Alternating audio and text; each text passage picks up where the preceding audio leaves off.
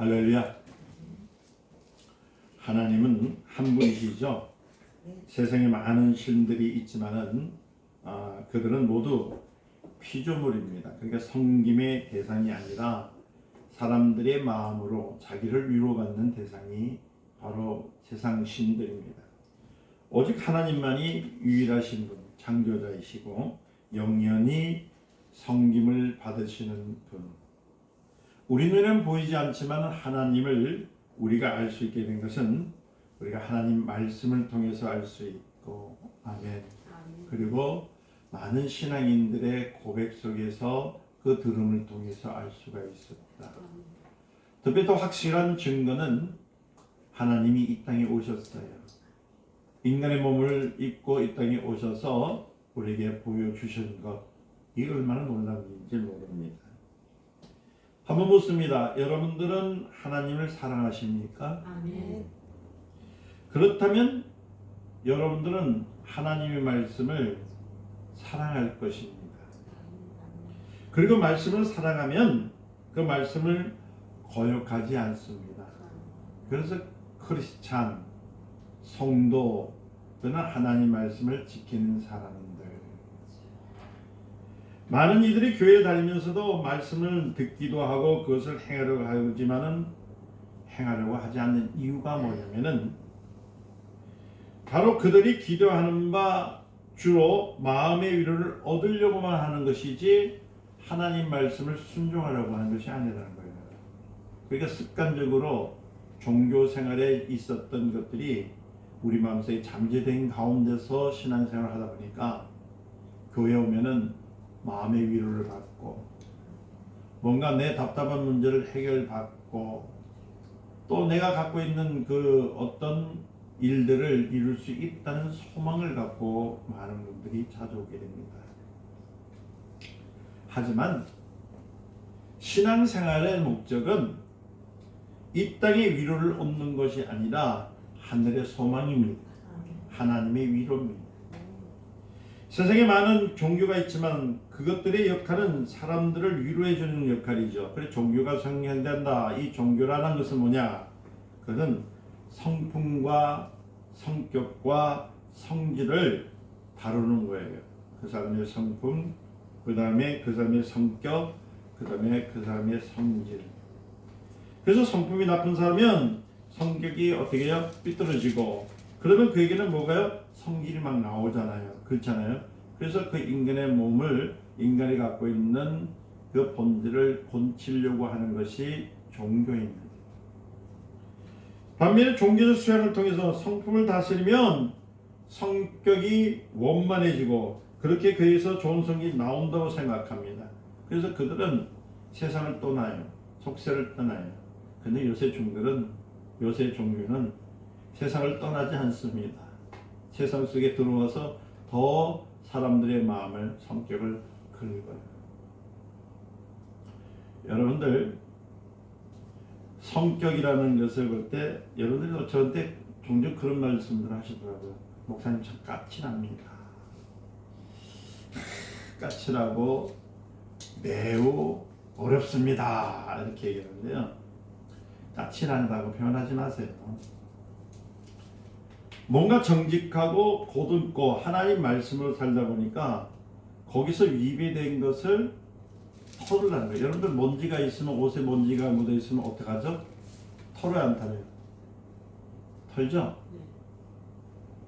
그 여러분들이 볼 때 제가 더러운 것이 오고 묻을까봐 내가 터는 걸 가지고 저보고 까칠하다고. 안 까칠해요. 예수의 십자가는 무엇을 표현할까요? 예수의 피는 무엇을 표현할까요? 여러분들이 그냥 맹목적으로 예수 피, 예수 십자가만 자꾸만 얘기하는데 여러분들 이 예수의 피가 하는 역할과 예수의 십자가가 하는 역할이 있어요. 그것을 안다면은 여러분들 저에게 까칠하다 소리를 하지 못해요. 예수의 피는 무엇을 얘기하냐면은 우리를 구원시켜 줍니다. 우리 죄를 씻겨 줍니다. 죄인된 나를 의인으로 덮어주시는 하나님의 사랑입니다. 할렐루야. 그래서 우리 얘기할 때 이러죠. 과거에는 내가 죄인이지만은 예수의 피로 내가 자녀되었습니다. 자녀된 하나님의 백성입니다. 이렇게 얘기합니다. 할렐루야. 예수님께서 말씀하시기에 이렇게 얘기합니다. 누구든지 나를 따르라면 자기 십자가를 지고 나를 따르라 했어요. 십자가를 왜 지려 했을까요? 내가 예수의 이름으로서 내가 의인이라고 하나님께서 의인이라고 보아주신 것이지만 내가 의인일까요? 아직도 죄가 있을까요? 죄가 있습니다. 피로 덮을 뿐이었지만은 나로 하여금 죄성에 있도록 만드는 죄가 그 요소가 아직까지는 있던 거예요. 그것을 성령 가는 곳에서는 너의 자다라고 얘기해요. 그러니까 십자가는 뭐냐면은 바울이 얘기했듯이 나는 날마다 죽노라 하는 것처럼 나의 혈기를 못을 받고 내 생활 속에 고집을 못을 받고 할렐루야 내 생활 속에 가난을 주었던 것을 못을 받고 병을 주었던 것을 십자가에 못 받고 자꾸만 박는 겁니다. 내가 하려고 하는 것이 아니에요. 내가 의지로 내가 무엇을 하려는 것이 아니라 오직 성령의 도우심으로 할렐루야.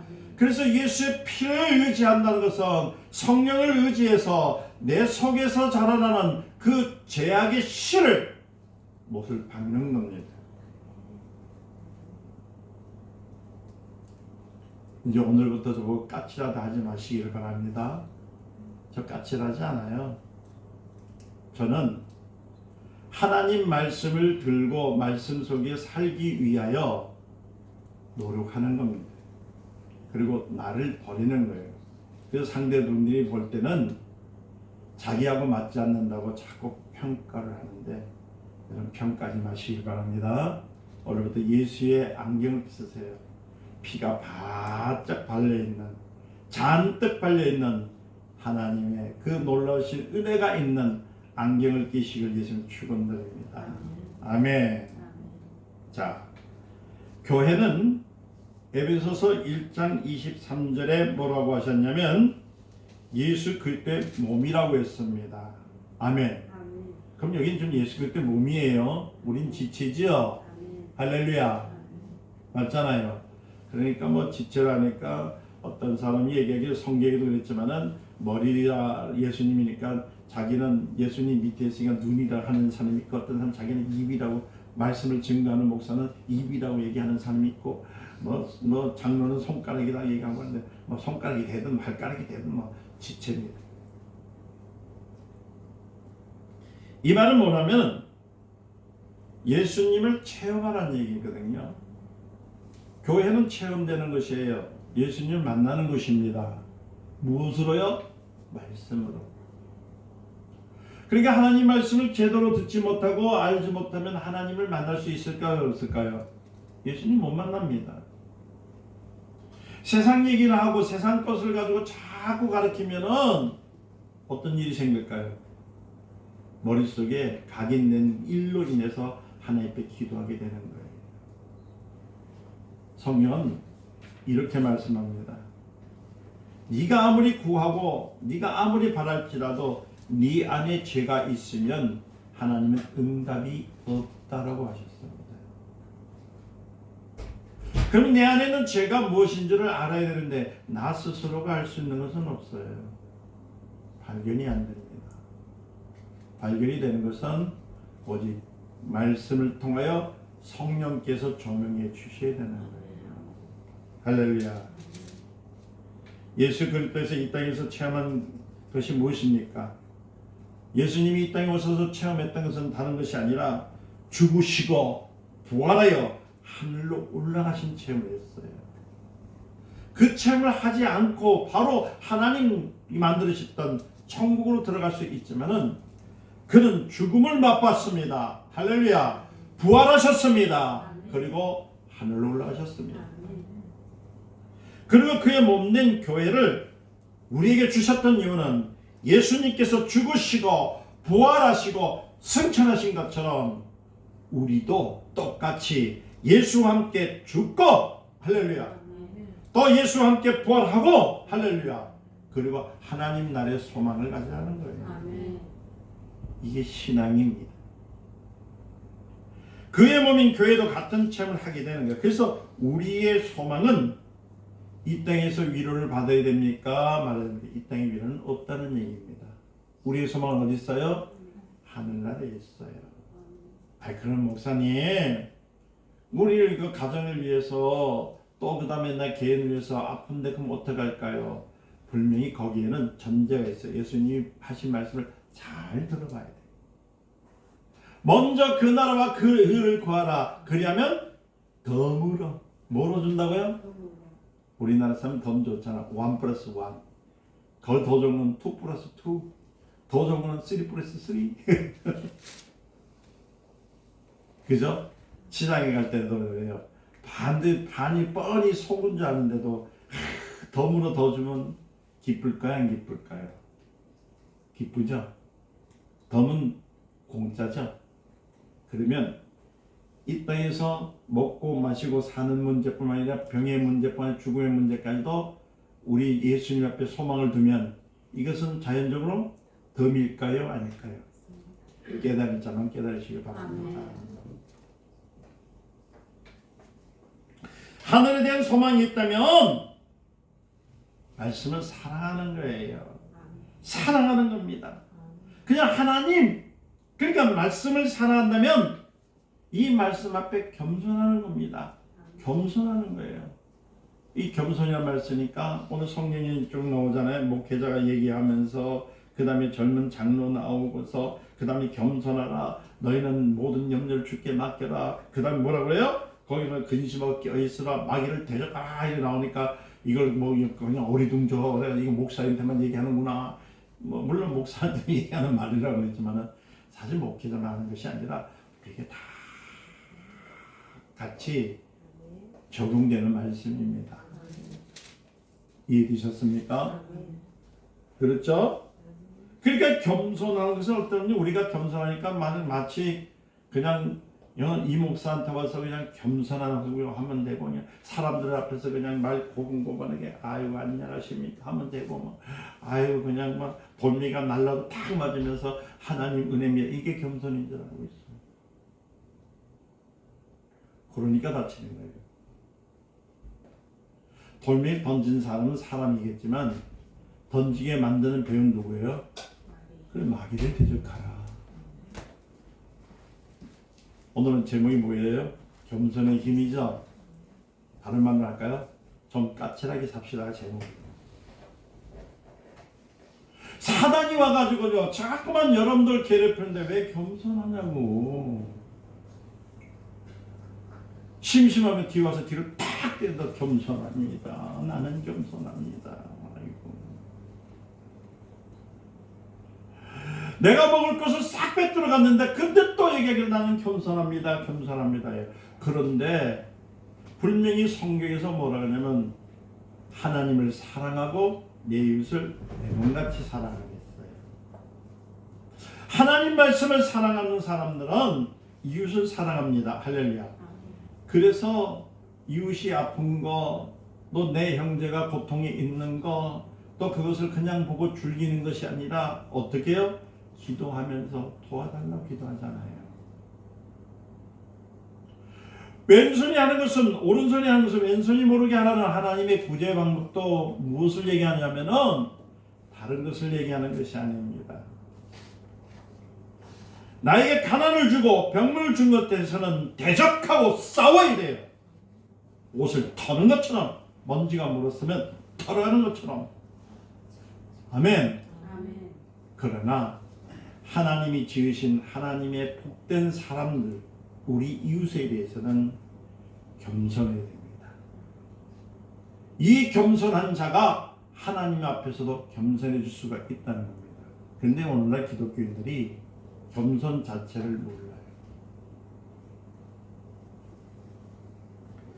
말씀을 잘 듣는 것으로만 하나님 앞에서 겸손하는 것이 아닙니다. 로마서 2장 13절에 말씀 앞에 겸손한 사람은 말씀의 행동을 옮기는 사람이 겸손한 자야. 그러니까 주 예수를 믿으라. 그러면 믿는 사람이 겸손한 자야. 아멘. 성경에 보면은 사도행전 17장 11절에 유독 나오는 게 베레아 사람이라는 사람이 나옵니다. 저는 이 베레아 사람에서 나는 처음에 이 사람들이 어느 나라 사람일까 이랬어요. 근데 거기 보니까 데살로니가에 있는 사람보다 더 신사적이다 이렇게요. 사도행전 17장 11절에. 그럼 데살로니가 사람들은 어떤 사람일까? 그 사람들을 보니까요 화려한 사람들이에요. 말 그대로 우리가 볼 때 흙수저가 있고 금수저가 있으면은 교회 중에 금수저가 데살로니가 교회랍니다.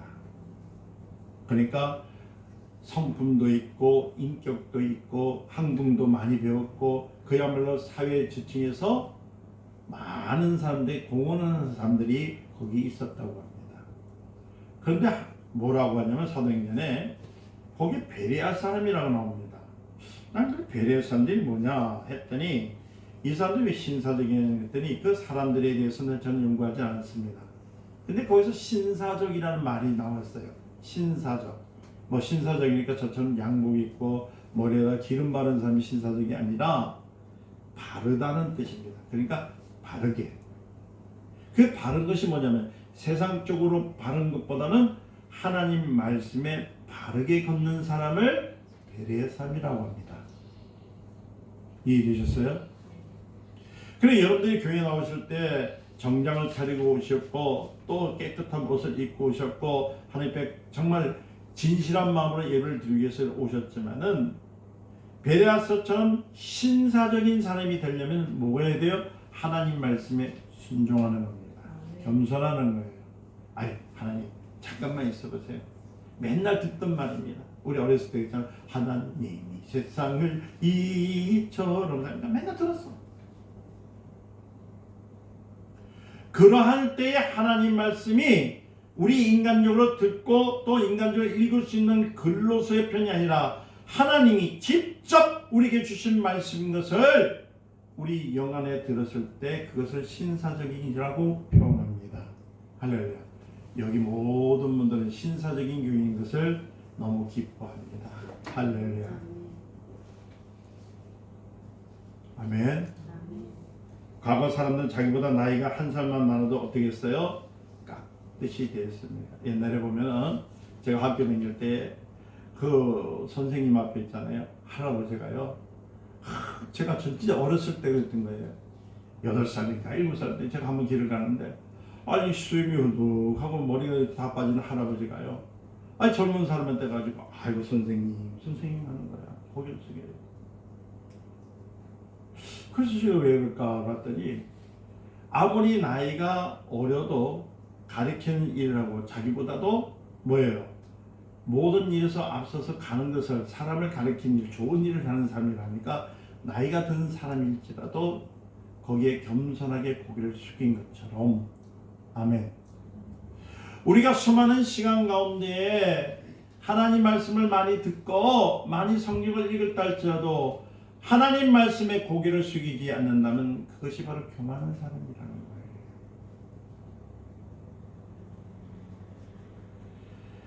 예수님께서는 이 땅에 오실 때 자기를 비워서 종의 형체를 가졌고요. 그리고 사람의 모양으로 나타나셨지만 자기를 낮추셨는데 어디까지? 죽기까지 낮추셨어요. 아멘. 복종했습니다. 곧 십자가의 죽음 앞에 설 때도 하나님의 이름을 높였습니다. 그리고 우리들에게 저주를 하지 않았습니다. 히브리서 1장 2절에 하나님 아버지는 그를 만민의 후사를 세우셨다. 자, 그럼 한번 생각해 봅시다. 여러분들 하나님의 자녀입니까? 그러면 예수님이 하신 것처럼 하셨던 것처럼 여러분들 죽기까지 말씀에 순종하실 예수님 축원드립니다. 그래서 주님이 네가 나를 따르려면 네가 나의 제자라면 자기 십자가를 지고 나를 따르라. 요한복음 6장 63절에 보면은 말씀은 영이라고 했습니다. 왜 순종이나 영이기 때문에 그래요. 우리 영적 하잖아요, 그죠? 성령의 삶 하잖아요. 말씀에 앞에서 순종하지 않으면 영적 사람이 될 수가 없어요.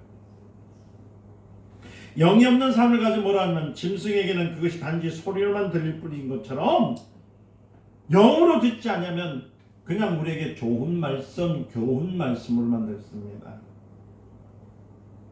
그러나 영으로서 듣는 사람이 되면은 우리는 영의 말씀이 되기 때문에 우리 영혼이 기뻐하게 되는 거예요.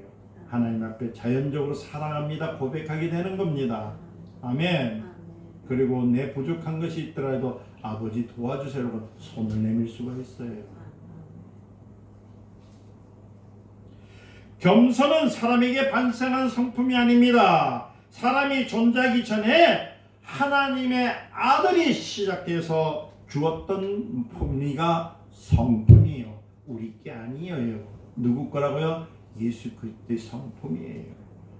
그래서 그리스도를 닮아라, 본받아 하는 말이 그 안에 있는 거예요. 하나님의 아들은 아버지 앞에 겸손히 자기를 낮추셨잖아요. 그 뜻이 성취되는 과정에서 이 땅의 사람들에게 존재를 주셨잖아요. 그래서 창세기 1장 27절에 사람은 하나님의 형상에 따라 지으심을 받았다. 우리는 그래서 하나님 말씀에 순종하는 자가 되어야 하나님이 잘했다 칭찬 듣는 하나님의 백성들이요, 자녀들이라는 겁니다. 우리는 하나님의 형상 바로 예수 그리스도를 알 수 있습니다. 고린도후서 4장 4절에 보니까 이를 통해서 우리가 확인할 수 있는 것은 뭐냐면 예수의 인격을 담고 예수의 성품을 담는 것, 그것이 바로 하나님의 자녀의 도리라는 것을 가르쳐주고 있는 거예요. 하나님의 아들이 아버지 앞에서 자기를 낮추셨던 방법은 다른 것이 아니라 자기를 사람으로 낮췄잖아요. 그 천하디 천한 몸을 입고 오셨고, 할렐루야. 그래서 히브리서 9장 27절에 사람은 몸이 있기 때문에 죽음을 피할 수 없습니다. 그래서 그 죽음을 누가 대신했어요? 예수님이 대신했단 말입니다. 그렇죠? 그리고 히브리서 5장 7절에 하늘에서 영원히 아버지를 섬기는 자가 되어서 우리로 하여금 너도 내가 걷는 길을 따르라. 그럼 교만은 뭘까요? 오늘 보니까 마귀를 대적하랍니다. 아까 제가 조금 전에 말했지만 까칠한 사람은 옷을 턴다고 했습니다. 겸손한 사람은 하나님의 말씀이 있기 때문에 늘 세면포가 있기 때문에 더럽혀지지가 않아요. 아멘. 그러나 내 마음속에 죄가 자라나고 이 죄를 제거하지 아니하면 그때부터 교만이 나타납니다. 교만은 뭘까요? 다른 것이 아닙니다. 하나님의 아들이 은배 오시기까지 하나님의 그 천사를 두었을 때에 하나님의 이름을 망명되이 일컬었기 때문에 교만입니다. 즉 순종하지 않았기 때문에 하나님 말씀에 겸손하게 대하지 않냐고 하나님 말씀을 대적한 것이 교만입니다. 한번 생각해 보세요. 내가 신앙인으로서 하나님 앞에 대적한 것이 무엇이 있을까? 종종 많은 사람들에게 질문 받습니다. 나는 새벽기도 나오고 철야도 하고 한 주도 빠지지 않고 주 앞에 열심히 했기 때문에 나는 겸손히 주님을 섬깁니다. 그래서 직분을 맡았고 나는 강대상에서 기도도 합니다. 이렇게들 얘기 많이 해요. 그런데 그 사람의 영을 보면요, 얼마나 비참한 삶을 살고 있는지. 근데 오히려 겸손한 사람은요, 자기를 나타내지 않습니다. 말씀이 가라면 가고 말씀이 멈추면 멈춘 것처럼 하나님 말씀을 통해서 하나님 만나려고 해줬어요.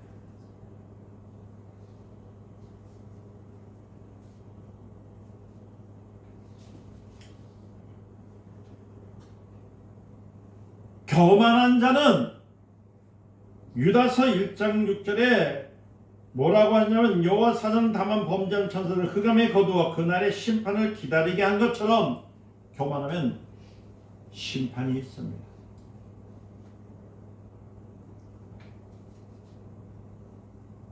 겸손하시기를 축원드립니다. 그래서 여러분은 마귀를 대적해야 돼요. 아멘. 그러니까 여러분 삶 속에서 환경 속에 있을 때 뭐 우연이니 필연이니 뭐 어떻게 일어난 일이니 이런 것이 아니라 내가 살아가는 가운데에 걸림돌이 되어진 것들, 내가 하나님 앞에 예배를 드리고 찬양하는 데에 걸림돌이 되어지는 그 방해가 누가 줬느냐? 마귀가 준 거거든요. 잘못된 생각, 잘못된 계획은 사단이 반드시 개입을 하기 때문에 옷을 털듯이 예수의 보혈로 털어야 됩니다. 할렐루야. 마귀는 이미 형벌을 받았습니다. 이제는 그를 대적하면 됩니다. 누구의 이름으로요? 예수 이름으로. 할렐루야. 그래서 피와 십자가 이름은 하나예요. 아멘. 그런데 피는 나를 구원하는 것이지만 아멘. 씻어주고 덮어주고 모든 허물을 덮어줍니다. 그래서 여러분들 스스로가 나를 죄인입니다 하지 마시고 어떻게 기도하느냐? 이렇게 하셔야 돼요. 난 예수의 피로 깨끗함을 받아서 아멘. 하나님으로부터 거룩한 자녀 백성이 되었습니다. 감사합니다. 그런데도 아직까지 내 속에서 나오는 그 혈기나 음란이나 교만이나 욕심이나 기도하지 않는 거나 찬송하지 못하는 거나 내가 스스로가 높이는 것들이 있다면 내 것이 아니. 그러니까 마귀를 대적하라는 것은 버리라는 뜻이에요. 사단아 물러갈자다. 혈기를 부릴 때 혈기의 영은 떠나갈자다. 교만이 왔을 땐 교만의 영은 떠나갈자다. 가난이 왔을 땐 가난의 영은 떠나갈자다. 대적하라. 그러면 물러가리라. 베드로전서 5장 5절에서 8절을 보니까 그것을 받아들인 사람은 어떻게 해요? 다른 것이 아닙니다.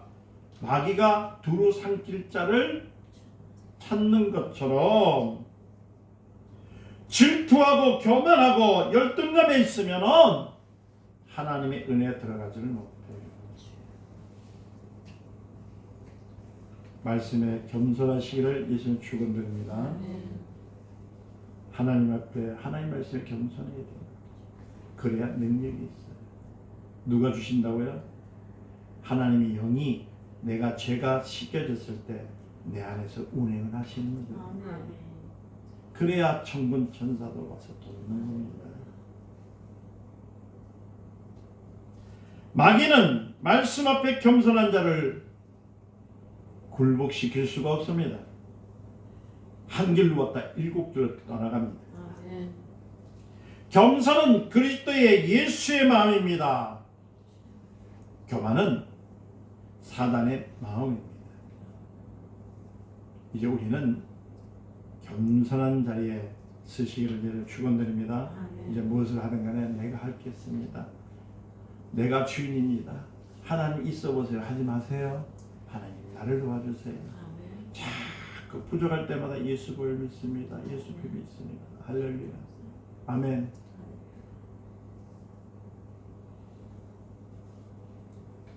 한 가지만 더 얘기하고 마치겠습니다. 우리 그 어릴 때 찬양을 많이 부를 때 이런 찬양 부르고 그랬죠. 사막에 샘이 넘쳐 흐르리라. 사막에 샘 꽃이 피어 향기 내리라. 그 오시는 그 나라가 오면 꽃동산들이 그 다음에 사자들이 어린이와 뛰놀며 독사굴에 다 잊어먹었네. 많이 불렀죠? 며칠 전에 불렀어요? 어디서요? 전 안 불렀는데. 그 내용이 뭔지 아세요? 여러분들을 너무 사랑하시기 때문에 주님께서 지금 열으라고 하신 거예요. 그 나라가 되면, 자, 예수님의 나라는 임했습니까? 안 했습니까? 임했습니까? 안 했습니까? 그러면 독사굴에 손을 내도 사자들과, 이 말이 뭐예요? 마귀가 사자처럼, 뱀처럼 매일매일 우리를 위협하고 물려고 하고 우리를 죽이려고 하잖아요. 그런데도 뭐가 있다고요? 사막에 샘이 넘쳐나는 것처럼. 사막에서 샘이 넘치는 건 부유입니까? 아닙니까? 부유요. 그래서 주님이 이 땅에 오신 이유는 뭐라고 했습니까? 가난과, 맞죠? 그 다음에 뭐요? 저주와, 그 다음에 뭐요? 병든 것과 죽음을 해결하신 찬양이 그 안에 있잖아요. 그 말씀을 모르니까 찬양만 불렀잖아. 사막에 샘이 넘쳐 흐르리라. 아멘. 말씀에 순종하고 가니까 사막에 샘이 넘쳐 흐르리라. 아멘. 독사굴에 손을 려도 나 참나, 참나 내가 참